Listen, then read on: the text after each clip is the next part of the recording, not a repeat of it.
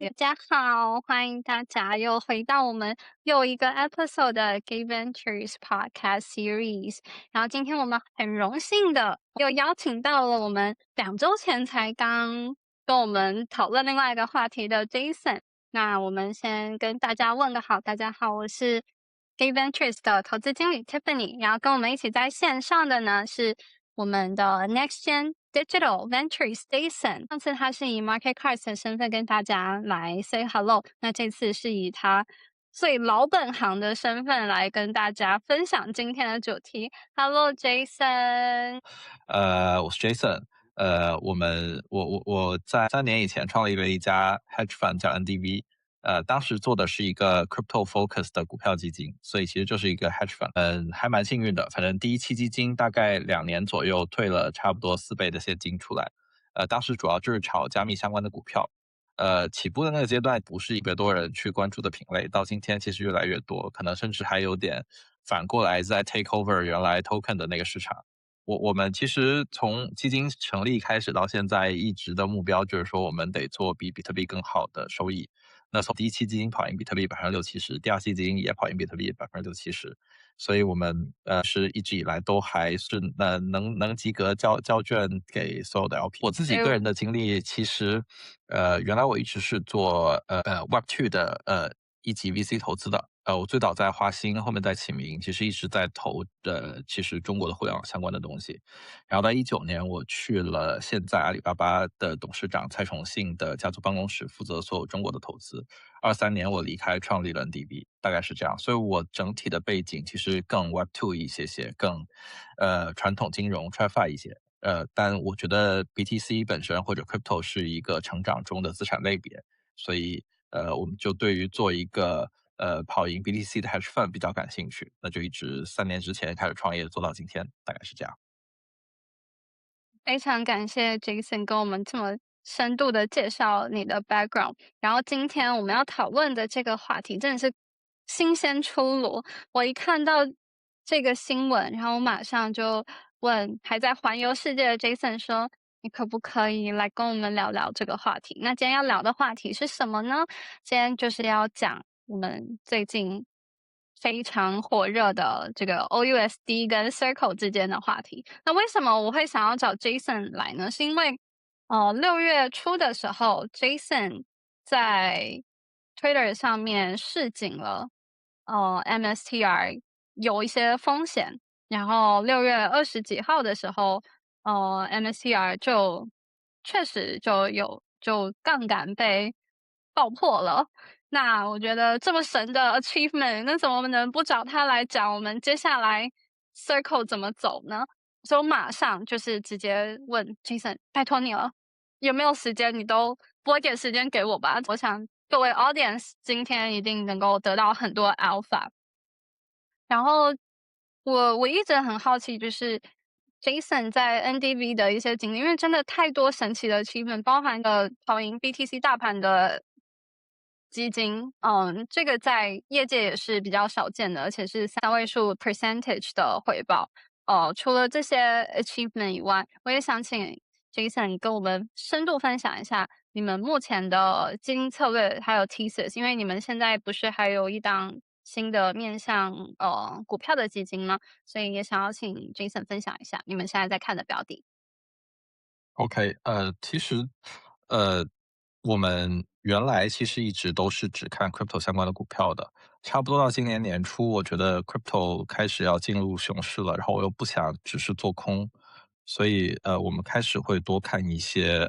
大类的资产，像什么石油啊、白银啊什么之类的。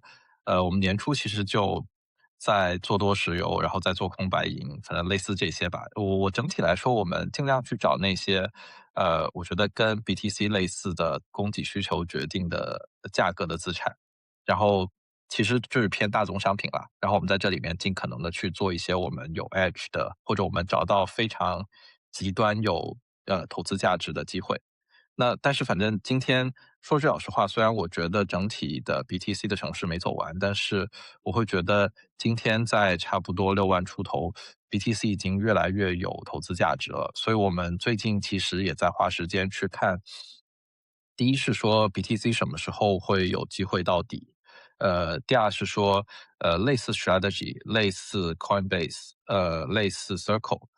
可能潜在的未来的一些上市标的，比如说我觉得可能 Polymarket 也不错呀，Tether 也不错，就这些有哪些比较好的投资机会？我们其实一级还投了一些 Upbit，就是韩国的那家最大的合规交易所。所以我们其实一二级都有同步在看，然后整体来说，其实无论我们做什么，目标其实是一致的，就是第一呢，我们认为 BTC 长线还是一个很有价值的资产，那我们还是要做一个无论从一级还是二级的角度来讲，比 BTC 表现更好的基金。那第二是说，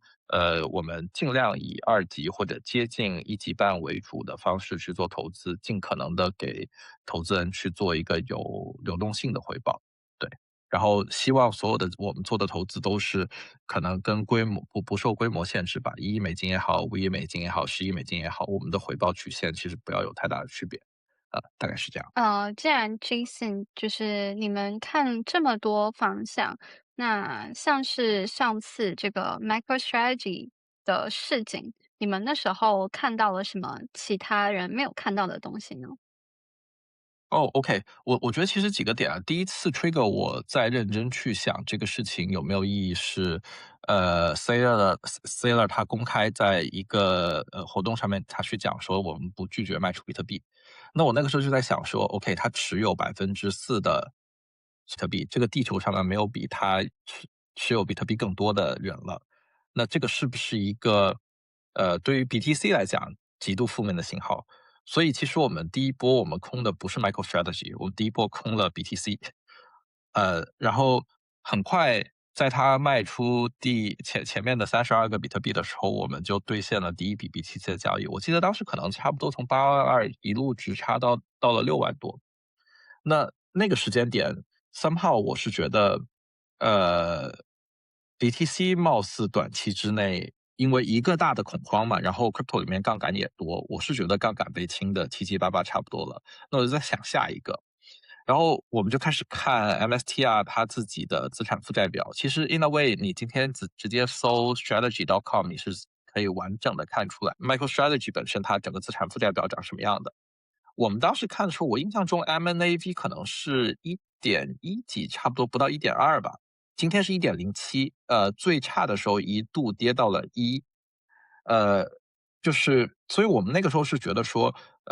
我们觉得周期没有结束，然后因为每一个周期都会有一家大的家伙倒下也好，流血也好来祭天。上一次是 FTX，可能再早之前是什么 MTGOX 之类的，这次没看见。然后Saylor 卖出第32个，就是前面的第一笔比特币之后，我就觉得说，哎，好像是不是 MSTR 长得很像那个要流血的那个大家伙？所以我们就开始在想说 MSTR 是不是一个比较好空的标的，但反正也没有给我们太多的时间去想，我们一向是看到了一个 thesis，我们先把仓位建了再说，所以我们就买了相当一部分的看空的期权。其实还是不够狠，因为最初我合伙人建议我们直接只买1个月的看空期权，我还是比较保守，只买了可能3到5个月的，所以最后其实只有个3、4倍的回报。但如果我们买1个月的，可能那个看空期权能有十几倍，就我们还是胆子太小了，太保守了。所以 anyway，所以反正当时最初是觉得数学上面 MSTR 有机会能够跑出来看空它，能够跑出来对 BTC 的 alpha，所以我们就做空了它。因为我们其实一直很喜欢这种有 premium 有 discount 的故事。因为我们第一次做，就我们刚开始基金成立的时候，我们是买 GBTC，当时对比特币折价可能是6折左右。我们是吃了整个 GBTC 回复到它的那个 MNAB 回到1的这个过程的。所以一旦有这种持有 BTC 类型的资产，它有折价或者溢价的时候，我们就会特别敏感，而且我们在这个点上面还蛮愿意下注的。所以当时大概是这么个背景吧。我觉得这是我们一部分的路径依赖。诶，那刚好讲到 BTC，在我们正式进入我们主题之前，我想应该很多在场的听众，他们都在关注接下来 BTC 会怎么走。那刚好这一周的上一周的，整个宏观经济上也有比较大的变动，就包含美股嗯从原本的跌势又回到涨势。因为，一方嗯嗯，面是降息美伊和的预期，谈，对，然后一呃方面就嗯，是那个，呃，不加息了，就业数据也没有冲的那么热，所以不太会让联准会跑去呃升息，也多了一点降息的机会。那我们也看到黄金，虽然美伊战争让它美伊战争和谈应该是要让黄金下跌的，但确实很多的investors 他们在呃透过黄金去对冲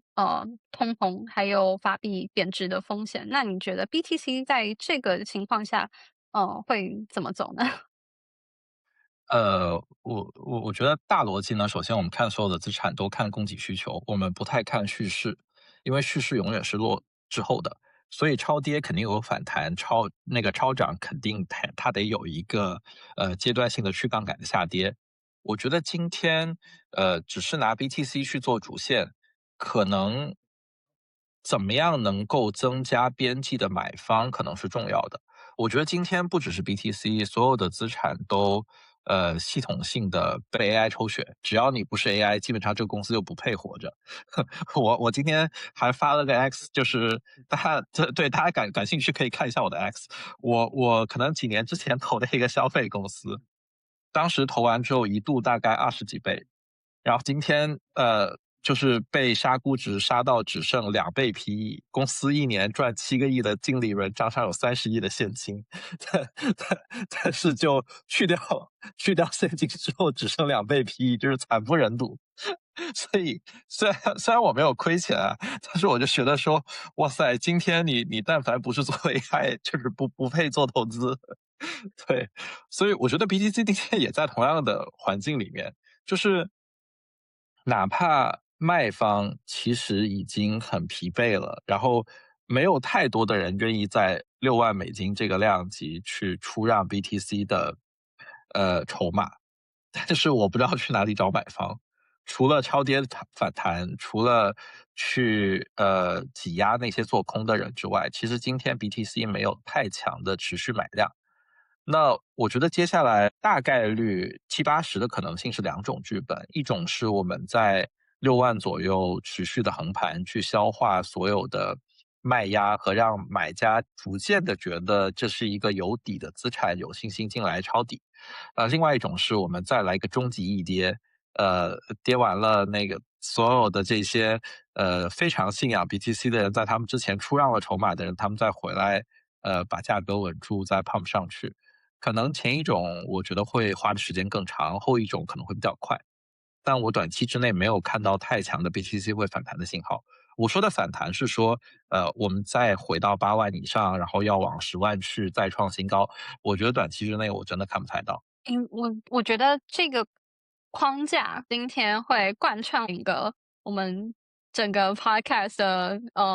逻辑，所以我觉得各位听众可以好好 mark 下来。那接下来我们就进入正式的主题，但在我们进入主题之前，我们要先有一个 disclaimer。NDV 或者是 Jason，你本人有持有 Circle 股票吗？我本人有，但是我们基金还没有。对，就是我本人可以那个就是承受巨大的回撤，但是我们的基金不可以。好的，因为在我们进入讨论之前，为了避免就是有人说，哎，我们是来这边秀人家，是的，让人没有，家去做接盘资金的，所以我们先有了 disclaimer。那这样子我们就可以很公平公正的进入这个话题。那 明白。哎，我再加一句，就是对于不太熟悉我的听众，欢迎 follow 我的 X，然后我基本上不太删帖，然后我还有一个播客叫《非共识的20分钟》，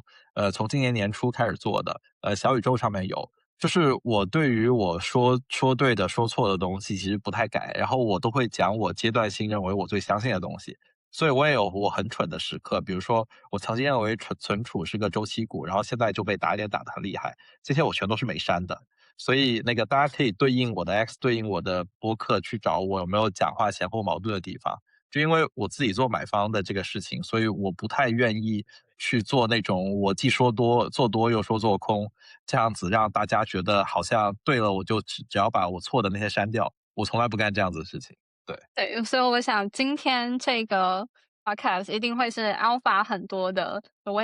也在开始之前我就跟 Jason 说，哦，我终于找你来讲，你的老本行的东西了。好的。好，那我们接下来就开始进入一系列非常 spicy 的话题。就上嗯。周嘛，OUSD 出来了，它是由 Open Standard 发行。那 Open Standard 的主导的人也是叫 Zach Abrams，他是 Bridge 的共同创办人。那 Bridge 呢，他又被 Stripe 收购了，所以现在就是 Stripe、Coinbase、Visa 等等的，还有140家机构，他们组合起来要去做这个 OUSD。那你怎么看这140家机构呢？而且，这礼拜五吧，还有一个比较有趣的事情，是有韩国的公司，有一系列韩国的公司出来说，我们没有在这个 partnership 里面，所以这整件事非常的扑朔迷离。我觉得是这样子的，就是我一般会把我们要去做的投资分成facts 和 fantasy，或者 facts 和 narrative 这两种。首先 ，OpenUSD 这个事情到底对于 Circle 会产生多大的影响？今天其实这个影响几乎是零，从我的角度，因为它是一个还没有 launch 的东西，连它这140个合作伙伴，我觉得凑数的实际上是居多的。如果我们只看事实哈，所以事实的这一端，我是觉得你肯定也组织过活动，你要组织140个人坐在一起吃一顿饭，我觉得这个事情的难度都已经其实够头大的了。你要组织140个合作伙伴在一起，达成一个 agreement，大家合理的去分钱，这个事儿没有个1年、2年、3年，我不认为这个事情是可以达成的。而且所有的无论你怎么样去做各种各样不同的分钱的逻辑，其实这个在 crypto 里面更多，crypto 里面很容易无中生有各种各样不同的分配逻辑，然后循环套娃。但是所有的循环套娃都会基于你的合作伙伴到底能实际上分到多少的钱，甚至把 Coinbase 列进 OpenUSD 的作为其中一个合作伙伴。今天我觉得这个事儿对于 Coinbase 来讲，它是 nice to have 加入，但是 not necessarily 它要巨量的给 OpenUSD 去导量，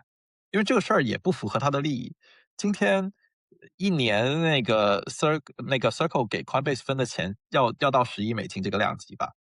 那有什么道理他会做慈善的去扶持一家新的创业公司，而放弃他眼前的接近$10亿的，这个都不是收入，就是白白都是利润，因为他什么事儿都不用干。所以我觉得市场对于这个事情的恐慌，从事实层面，我觉得是过度的，这是第一。那但是为什么会有这么大的跌幅？其实我自己的观察，可能和在6月份那个 Circle 被移除出了 Russell 的5个指数是有关系的。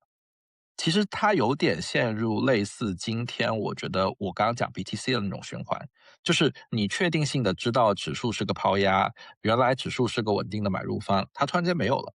那没有了以后，其实所有人都会去博弈这个博弈的博弈。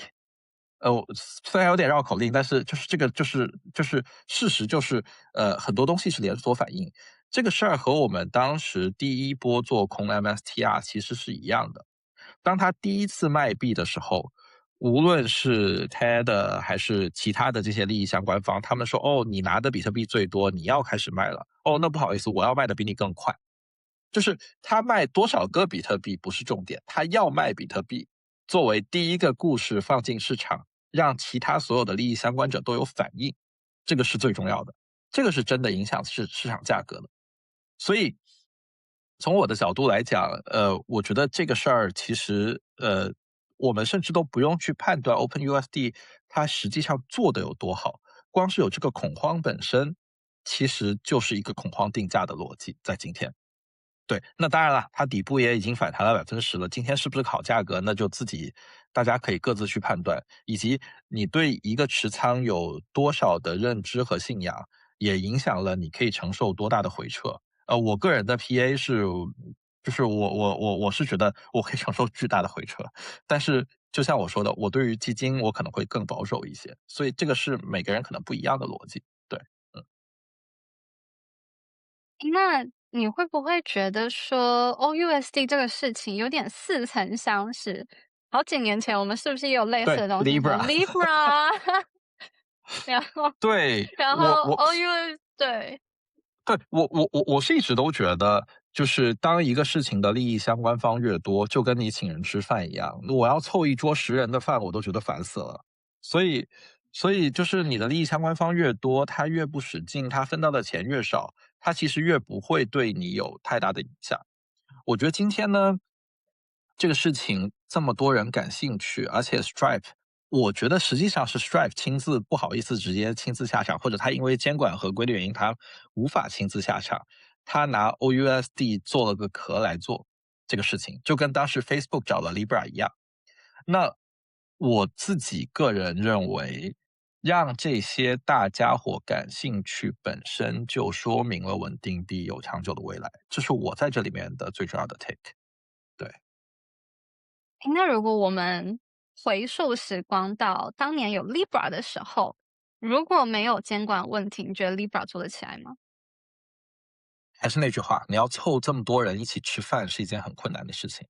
我觉得我更认可类似 Circle 的逻辑，就是你和一家深度合作，然后他真的你的所有的利益都跟他捆绑在一起，然后慢慢的你增加你的合作方，最后再去解绑。其实我觉得，我甚至觉得，Coinbase 之所以象征性的去参加 OUSD 这个事情，跟最近马上到8月份，他们应该 Circle 和 Coinbase 要重新再谈一次他们的合作方案，就是他们的合作方案是会自动续签的，但是怎么样分钱这个事情，分钱的比例的这个事情是要去 argue 的。我觉得过去一年 Circle 其实做了很多的事情，包括好像 Hype 现在是不是也是专门只用 Circle 了？就是或者用 Circle 作为最主要的交易的币。那我觉得随着这种类型的合作越来越多，Coinbase 本身它会去思考说，这块贡献我这么大利润的生意，我要怎么跟它相处？我怎么样去获得更多的 bargain power？所以我是觉得在这里面的从长线来看，Coinbase 在这个游戏里面是输家。在稳定币这个游戏里面，因为 Circle 肯定会找更多的合作伙伴，所以，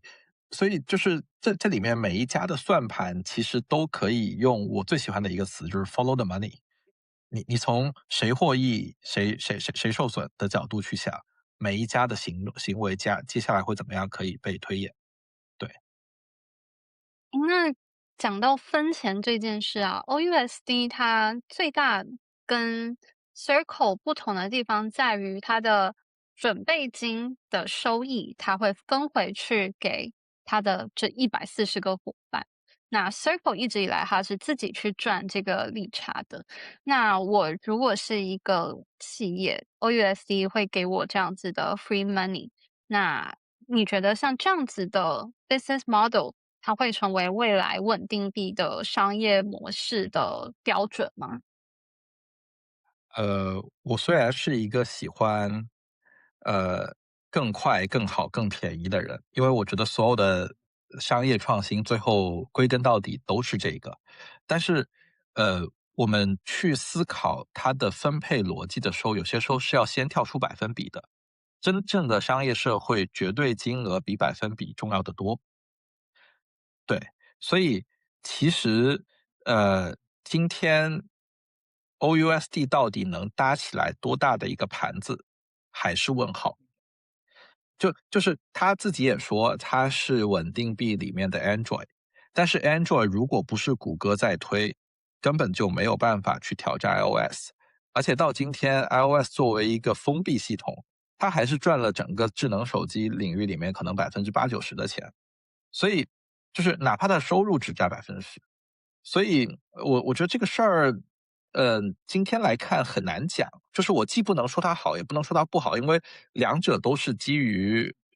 那个空气我在拍脑袋，对。但是我自己是觉得，在商业社会里面，绝对金额远远比比例其实要重要的多。就跟好多年前我在投互联网的时候，当时携程和去哪儿在打价格战，携程每个季度只涨20%-30%，去哪儿每个季度涨100%，但是携程每个季度长出来一个去哪儿，长出来一个新的去哪儿，它的绝对额的增长远远超过了去哪儿。那这个游戏就是只会越打，就是对于那个赚钱的，对于呃盈利的有商业逻辑的那一方会越打越有利。因为当时那个携程是赚钱在扩张，去哪儿是亏钱在扩张，那总会有人不去买这个亏钱扩张的逻辑，总是会有终点的。所以 somehow 我是觉得今天我看 OUSD 也是同样的逻辑，或者至少今天我也投不了别的，那我要去得到一个稳定币的行业的 exposure 的增长，我可能只能买 Circle。对至少在 Tether 上市之前，对，还有 目前是只 OUSD 上有市以前，对对对对 对对。Spread。然后稳定币是今天我觉得 crypto 甚至比交易所更好的一个逻辑。对，如果不看 DEX，像什么 那个 Hype 这样子的 decentralized exchange，我实在想不到一个比 Circle 更好的生意，在今天这个时间点，就是只是这在 crypto 个里面的话，嗯。这个从 Gay Ventures 的角度来看，我们也很认同这件事情。我们从去年就一直在投资稳定币周遭的生态，不管是合规的稳定币，或者是去中心化稳定币，甚至是周边的 infrastructure。因为确实暂时看不到更多的能够带动这个领域的商业应用。我同意啊，因为而且我是觉得今天整个稳定币才3000亿的市场嘛，我记得好像花旗有一篇报告是说30年要到4万亿。那如果一个市场只有10%，就是如果一片领土只有10%都不到被占领，未来有10倍的发展空间，那绝对还有很多新玩家可以做的事情，只是有没有人能够找出来一些不一样的角度去 tackle，今天在的这两个大的玩家。但是我不相信一个简单的分成协议就可以创造出来一个呃sizable 的公司。那这个事儿，其实我也可以明天去发一个 JUSD。对。确实，诶，那如嗯。果说今天 Circle 要有一个支撑价格在那边，目前看起来主要会是在稳定币叙事吧？因为如果你想要参与稳定币叙事的话，你就 Circle 这么一个标的，那这个叙事你觉得还能够为 Circle 保驾护航到什么时候呢？还是能够一路保驾护航到 Tether 上市之前？呃，那个我说几个数字啊，这些都是可查的。第一呢，呃，Circle 当时发行价31块，它上市以后，它的 EBITDA 增长应该有80%。所以你可以简单算个数，上市的时候的 market cap 除以 EBITDA 是那个一个一个 multiple，然后今天的股价，在它理论上其实31块乘以1.8，我觉得大概是它发行价左右的 multiple，所以发行价是一个相对来讲比较强的内心的锚定，这个是我觉得这是一种锚定。第二种可能是它直接回到发行价，那就是31块钱。对，我觉得这个也可以是一个蛮强的锚定。所以我就在想说，假设有一个，我一直内心在假设一个巨大熊市，当然一直没来啊，从今年到现在，就3月份简单回调了一下。我是觉得，如果美股也来一个，如同大家最悲观的人所说，我们今天只比00年更好一点点。如果我们有一个00年那个级别的史诗级回撤，可能那个是 Circle 的底，这是我内心去想的。对。诶，那另外，有没有可能他们接下来还有一些合作能够给他们的估值带来支撑力的。因为近期 Circle 确实是动作非常多，OUSC 才刚发完，他马上就说：“诶，我们要跟渣打银行合作了。”那从去年从上市以来，它包含 ARK，然后另外它在 AI 方面，它推出了 Circle Agent Stack，然后除了跟渣打银行，之前也宣布了跟Nomura 去做合作。那这些合作，你认为是否能够给Circle 带来支撑力，或者是真的去 boost 他们的成长呢？我觉得所有的这些合作都是故事，就是我不是很喜欢，无法被量化的那个故事，我觉得市场也不喜欢。今天呢，我觉得有两件事儿，我想想，不对，三件事儿其实值得去看。第一呢，是它 Q2的财报，因为 Q1其实稳定币的发行量它其实是跌了的，比起它上一个 Q。那 Q2能不能，它的稳定币发行量能够往上走一个量级？我觉得这个市场可能会，关心，这是第一。第二呢，我觉得它和 Coinbase 重新谈，能谈出来一个什么 deal？哪怕是边际上面有改善，它多分了1%，我觉得市场都会很兴奋，因为市场会开始想，你今天可以谈1%，下一次你是不是能谈3呀？再下一次你能不能谈5呀？每一次都是边际上面它的利润水平的很大的提升。呃，对，然后第三个我忘了，不好意思。对，我是想了3、4个事件的。哦，还有一个其实是升息降息，就是今天市场很快从升息的叙事又变成了降息的叙事了。这个事情我觉得会接下来不断的摇摆，因为刚换一个新的联储主席上去，她是一个情商很高的富二代的女士，对吧？然后也和 Trump 关系很好。我觉得中期选举之前，大概率他可能，如果我是他，我可能不会打 Trump 的脸。那他要怎么样去度过这一段？我觉得是个问题啊，因为我持续其实在和一些美国的朋友聊天，某一个朋友他其实是做那种线下的收单的，就是他其实是有很多的，他是一个支付渠道，他帮很多商家去统计他们线下的就是物资卖的货多少啊，什么之类的，帮他们做账。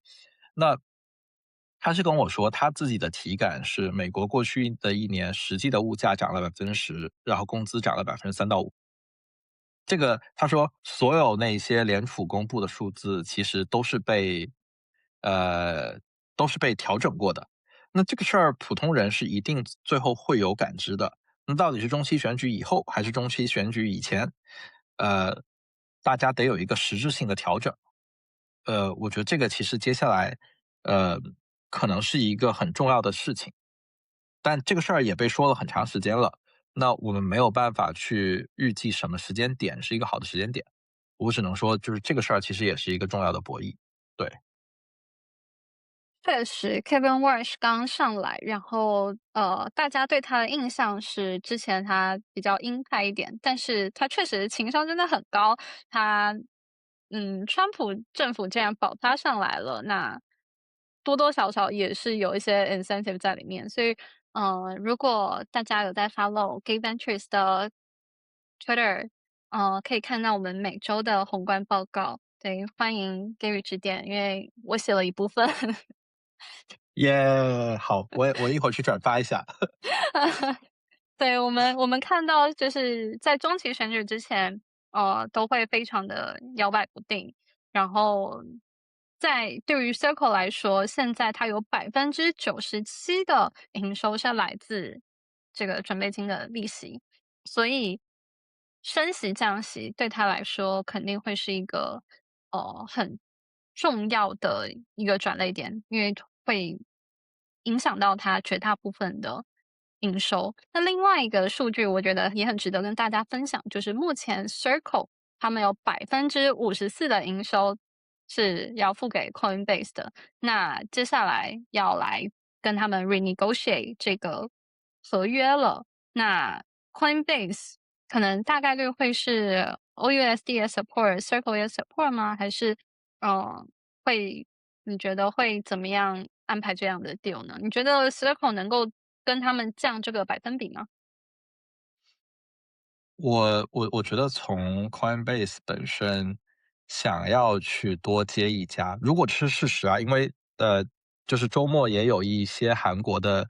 KOL 在验证说，韩国的这些所谓被挂上去的140家机构里面有13家是韩国的，然后那个他是验证完说韩国的这些都没有说真的要合作，只是在洽谈和感兴趣而已。那如果 Coinbase 是 seriously 在考虑 OUSD 和他们真的要考虑导点量的话，那说明他们其实在 Circle 那边谈判是不顺利的。所以这个只能走一步看一步。我自己可能因为利益相关，我会猜测在这个讨论里面，Circle 不那个 Coinbase 只能越来越弱势。对，这会是就是我觉得其实也很好理解吧。我原来只有一个合作方，现在我有5个了，那你能不能降一个点？然后降不降这一个点，对于一个已经拿了55个点的人来说，其实应该影响不大的。诶，那如果说因为近期其实我想，如果是在行业内工作人也听到很多 Coinbase 往美国之外的地方扩张的野心，那有没有可能也是希望透过OUSD 已经 partner 的这些机构，然后来提高他们扩张的效率呢？我觉得这个就属于给他戴了过高的帽子了。就是一家500亿美金估值的公司要去做国际化，要钱有钱，要资源有资源，要地位有地位，然后他要去依赖一个只有一个人的公司，这个帮他做国际化。我我自己觉得这个就是属于 facts 和 narrative 之间差的有点太远了。对，了解了嗯解，那我觉嗯得我觉得各位可以 take note 了，我觉得今天我们的论点很清楚了。那接下来我们讲到大家比较在意的可以 quantify 的东西，没有好资产或坏资产，只有好价格或坏的价格，这是你的文章里面写的。那这也是我们今天贯穿整个 podcast 的一个逻辑。那 Circle 它发行价是31块，然后它过往的高点是300块。那现在呢，它是上周五65吧。收吧64、65左右。Jason 以 Circle 为案例，然后跟我们深度分享一下我们整个价格框架跟逻辑嘛。我想今天我们会有非常多有在做交易的呃各位听嗯。众们想要了解一下。因为我刚刚抢跑了一下嘛，就说发行价是31块钱嘛，然后它上市以后应该利润增长有个小80%左右，所以那就是31块乘以1.8，我觉得可能是一个很合理、很合理、很合理的价格范围。然后，但是市场总有不合理的时候，而且它不合理的时候就很离谱，就跟 BTC 可以跌破挖矿成本价一段时间一样。我觉得 Circle 你这种公司你要跌起来，就是分分钟也可以有同样的情况。所以我自己内心想的是31到31乘以1.8之间都是比较合理的。对，那我来跟大家补充一下31乘以1.8是55.8，但以上不构成投资建议。我是觉得所有人买进去的时候都抱着它再腰斩一把，你会不会买？只要你放进去多少钱，你被腰斩了的那个腰斩的钱，你是不心疼的，可嗯。能这个更能帮你拿住。而且，如果是抱着这种心态去买，最好买完就不要卖了。就它没有个你心目中的一个几倍几倍的收入，你就没有必要在中间去做波段了。这样可能才能长线拿到大钱吧。因为我其实我也在学习那个字节股神他自己的那套逻辑。其实我真的觉得，就是赚大钱要靠拿的，但是靠拿也前提也是说你在一个你自己无比舒服的价格，你其实可以进得去。对，所以我觉得这两者怎么平衡是每个人自己的艺术了。在你的文章中，你有提到你的交易纪律，让市场的恐惧而不是自己的不耐烦来决定进场点。我觉得这一句话跟你刚刚讲的这个逻辑非常的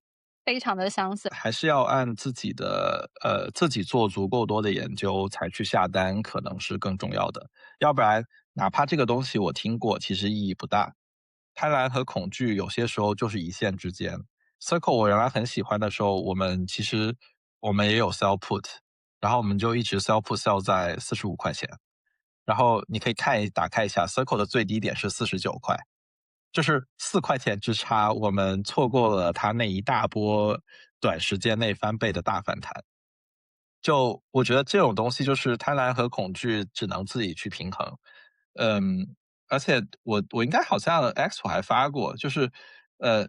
就是从赚钱和亏钱这两件事情的角度来说，它的那个痛苦其实是亏钱大于赚钱的。但是为什么有那么多人 FOMO 呢？因为 FOMO 的痛苦是持续的，你看着你喜欢的标的一路涨，你的痛苦是每一天都有的。当你追高冲进去的那一刻，你的痛苦消失了，然后你也被套在了最高点。这个就是整个金融市场正常的一个行为金融学，所以就是自己怎么样去保持平衡，我觉得还挺重要的。我之前听过一个交易的前辈，他讲，他在交易室，所以他都看得到大家的那个买卖单。他就说，散户的恐惧是可以被量化的，这件事你认同吗？可以啊，恐慌贪婪指数什么 AHR 999，对吧？就是有这么多指数摆在那里了，就是但是你自己怎么用和你认为更长的时间周期你在哪个位置，或者你交易的是多长的时间周期，我觉得影响还蛮大的，就是不太存在又是波段之神，又是能够长期拿着最好的标的，就是这些东西互相之间是矛盾的。但但我觉得所有人都是要找到一套最适合自己的交易方法。我觉得这个真的非常认同，而且，我想看 Jason 你们基金过往的这些基金设计，大部分都是单一标的，对吧？哦，不是，那个只是我们会拿得很重而已。对，然后我觉得我们更愿意去判断大周期，然后拿住。呃，基本上是这样。最近其实这一年，我觉得，嗯，更尤其是过去一年吧，我觉得一个是我们拓展了不同的品类，我们发现了，大宗商品里面很容易找到一些跟 BTC 定价逻辑类似，又有杠杆驱动又事件驱动的东西，所以我很喜欢去找那种，比如说它在历史极值99%，就比如说今年年初，如果你做多石油，做空白银，白银当时在100多块钱，就是很短的时间之内涨了好多好多倍。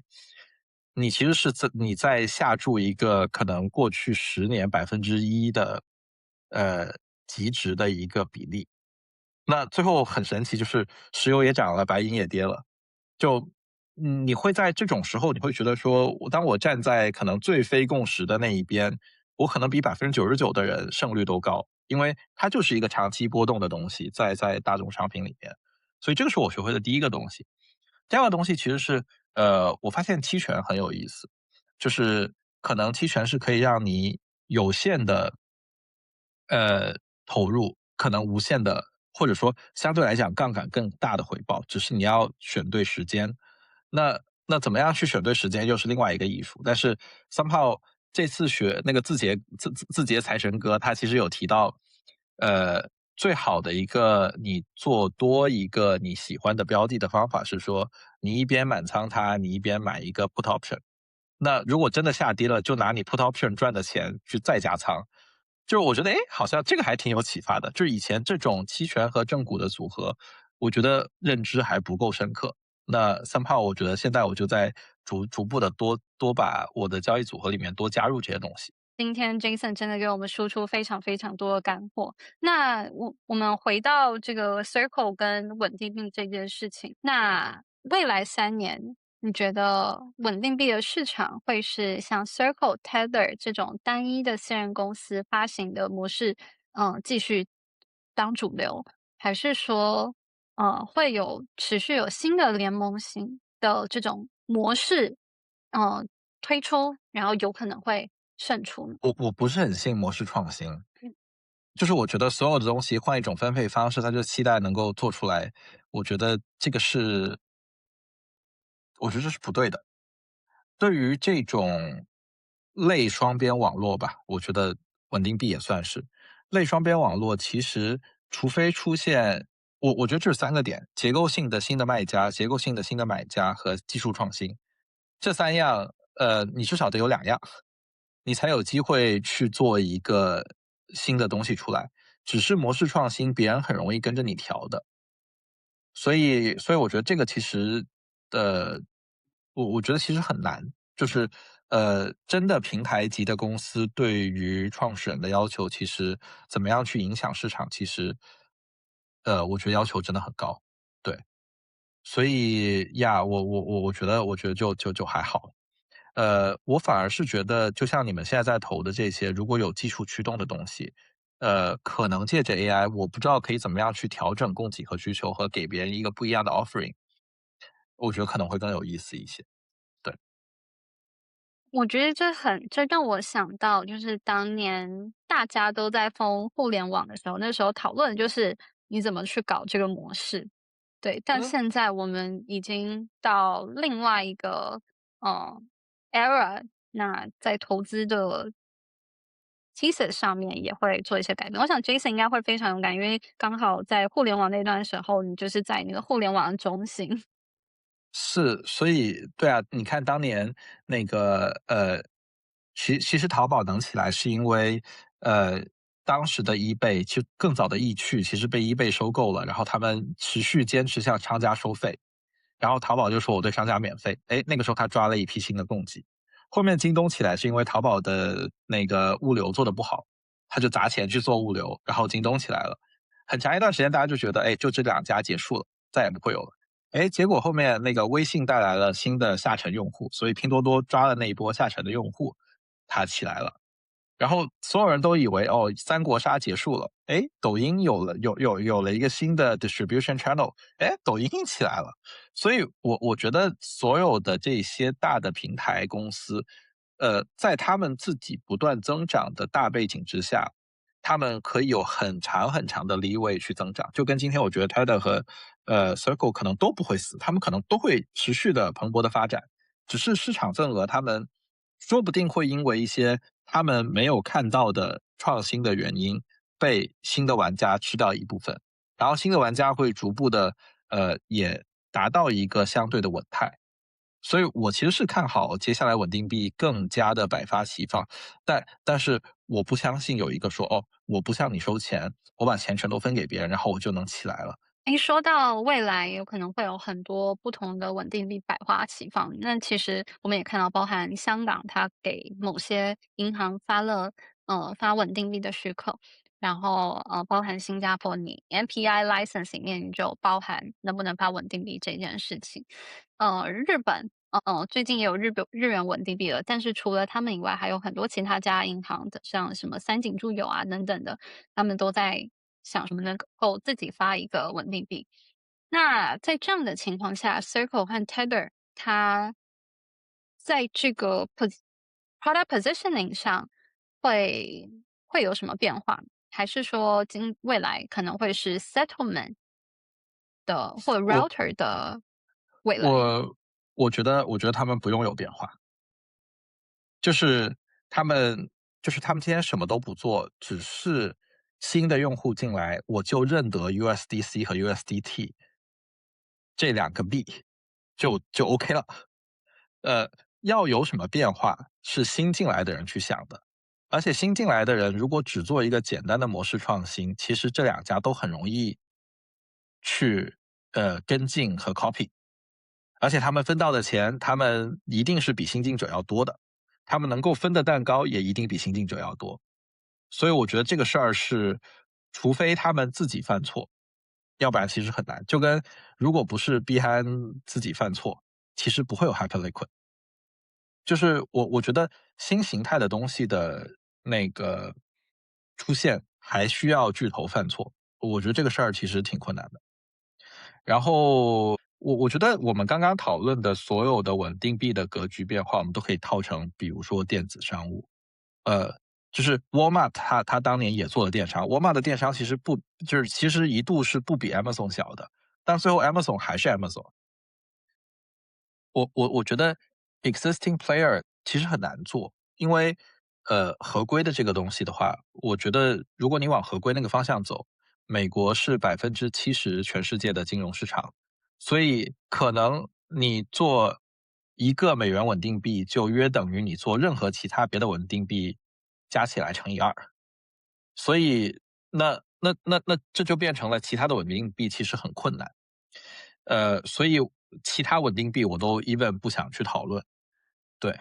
那无非其实只是说美元稳定币里面你可以做点什么，和如果有一个国家它给予足够不对称的便利，就像Upbit 在韩国这样子，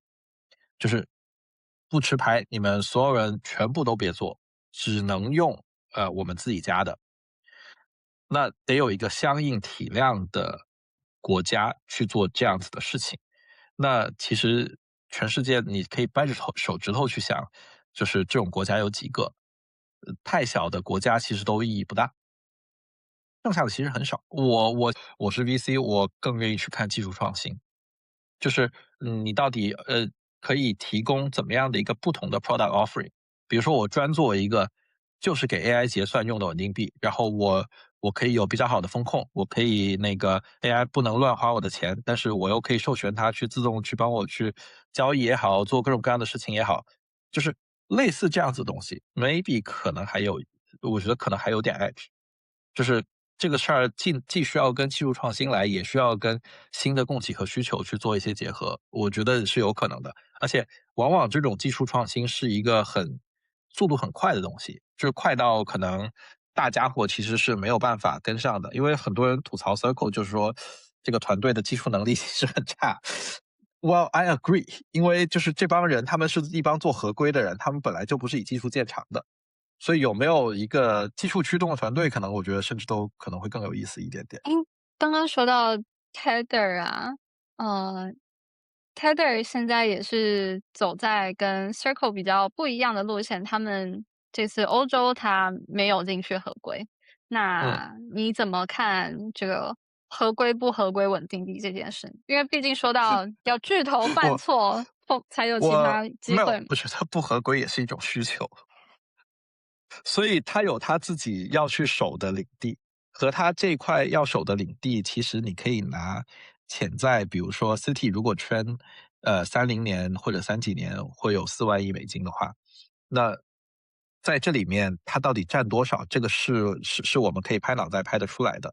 所以剩下的空间全是新进者或者 Circle 这种 existing 的玩家他们可以去吃的。然后到了最后，我觉得所有的这些东西其实跟消费品一样，你不可能既服务有钱人又服务穷人，你既高性价比又奢华又有品牌感，这些互相之间是矛盾的。所以所有人都只能做自己的那一块，就先认准了自己的那一块再说。但我觉得重要的可能更多的是说，我们先认准稳定币这个市场有足够的大。对，我觉得这个事儿可能在我们今天的这个选择上面可能是更重要的。就跟刚刚还讲过嘛，我投的那家消费的公司去掉现金2倍 PE，这真的是他做的不好吗？公司还每年在增长呢。我们还开玩笑，就是说应该让什么寒武纪或者质朴直接把它收购了，让它有 AI 概念，立马可以补充担保寒武纪和质朴的 PE。就是我觉得商业社会选对大方向，远远比你选对股票或者研究过多的细节其实是重要的。对，非常非常同意。然后，接下来我有个问题哦，就是因为如果我去跟一些家办聊天，尤其是亚洲的家办啊，传统金融的这种，他们去年、前年都在讨论一个话题，叫做去美元化。那你觉得这件事情会对美元稳定币或非美元稳定币带来什么样的影响吗？我觉得去美元化被说了这么多年了就没有发生过，所以那个不就是你去看那个Trump 为什么要打委内瑞拉，为什么要搞伊朗？就是其实一切都是在吓唬全世界，你们谁要脱离美元，我就干谁。他不会直接跟中国打，但是委内瑞拉也是中国很大的石油的 supplier，伊朗也是，对吧？然后所有人拿石油来做一般等价物。然后他也成功的通过伊朗战争挑起了整个中东地区的不安全感，而且最后还是中东国家自己来买单。就我觉得这个事儿简直是太离谱了。就 but 我觉得作为一个国家战略是很成功的。所以我觉得去美元化当成个故事来讲，实际我们去看过去30年，美元一直占全球的货币流通的70%，这是个事实，没有变过。我觉得这个是作为中文区的一个信息茧房，因为每天媒体都在报道这个，因为这是可能中国很希望发生的事情。刚刚 Jason 提到很重要一点，就是未来